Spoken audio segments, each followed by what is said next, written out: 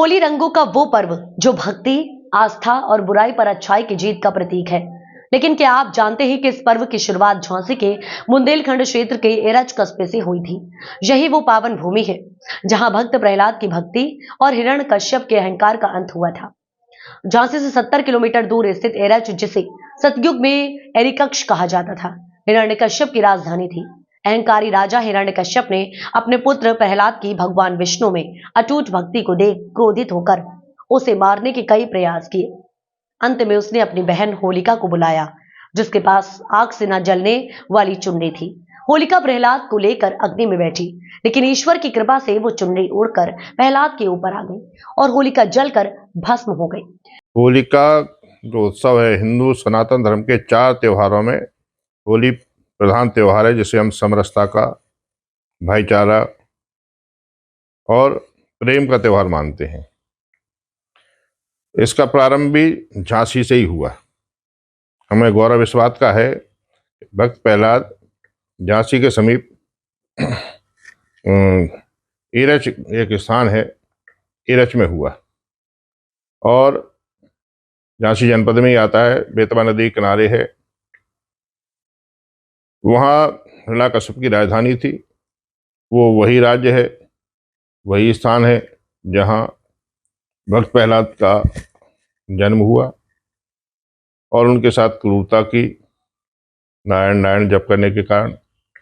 और भगवान के उस अनन्य भक्त को बचाने के लिए भगवान ने नरसिंह रूप ने अवतार लिया, हिरण्यकश्यप का वध हुआ और ये वहाँ की कथा है।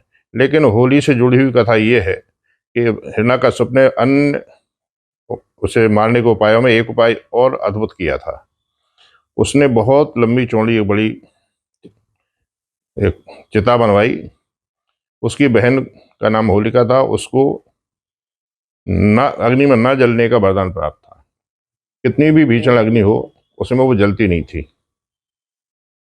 उसने सोचा इससे अच्छा क्या उपाय हो सकता है, बहुत बड़ी चिता बना दो, उसमें होलिका बैठ जाएगी गोदी में लेके प्रहलाद को और वो जल जाएगा, मर जाएगा। इससे अच्छा कोई उपाय नहीं है। तो फाल्गुन शुक्ल पूर्णिमा को उस चिता में होलिका बैठ गई गोद में लेकर के प्रहलाद को और चिता को आग लगा दी गई।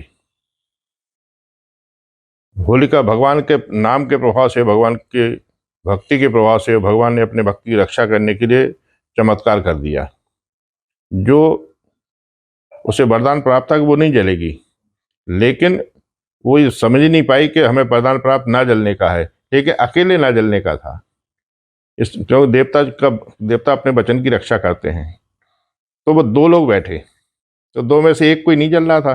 भगवान ने कहा कि इसको, प्रहलाद को बचा लिया भगवान ने, होलिका जल गई। तब से लेकर आज तक अधर्म पर, अत्याचार पर धर्म की बजाय, भगवान के नाम की बजाय का पर्व, सौहार्द का पर्व पूरे बुंदेलखंड से इसका प्रारंभ हुआ। पहले दिन होलिका जली तो लोग उसी राख से एक दूसरे के ऊपर लगाने लगे। फिर प्रसन्नता हुई, दूसरे दिन हमारे यहाँ रंगों की होली खेली जाने लगी और फिर तो ये त्यौहार सनातन धर्म का, समरसता का त्यौहार बन गया। हमारे त्यौहार में उस समय जब प्रारंभ हुआ तब भी कोई जातीय वर्ण की व्यवस्था का भेद नहीं था। सब एक दूसरे को गले लगाते थे। यहाँ तक कि पूरे बुंदेलखंड में, अब तो पूरे देश में, शत्रु को भी हम रंग लगाने जाते हैं। दुश्मनी है, उसको भी होली के दिन हम रंग लगाते हैं, उसको गले लगाते हैं। ये परंपरा बुंदेलखंड से प्रारंभ हुई, आज पूरे देश में है। इसलिए फाल्गुन शुक्ल पूर्णिमा को प्रतिवर्ष होलिका का त्यौहार मनाया जाता है। ये हमारी झांसी की परंपरा है और जिसका हमें गौरव प्राप्त है। हिरण्यकश्यप के अंत के बाद एरिकक्ष की प्रजा ने हर्षोल्लास में रंगों और कीचड़ की होली खेली। यही परंपरा आज भी जीवित है। एरच में होली के तीसरे दिन दोष पर कीचड़ की होली खेली जाती है, जिसे देखने दूर दूर से श्रद्धालु आते हैं। तो जब भी होली के रंगों में डूबे, याद रखिए कि इस रंगों के महापर्व की शुरुआत झांसी के एरच की पावन भूमि से हुई थी।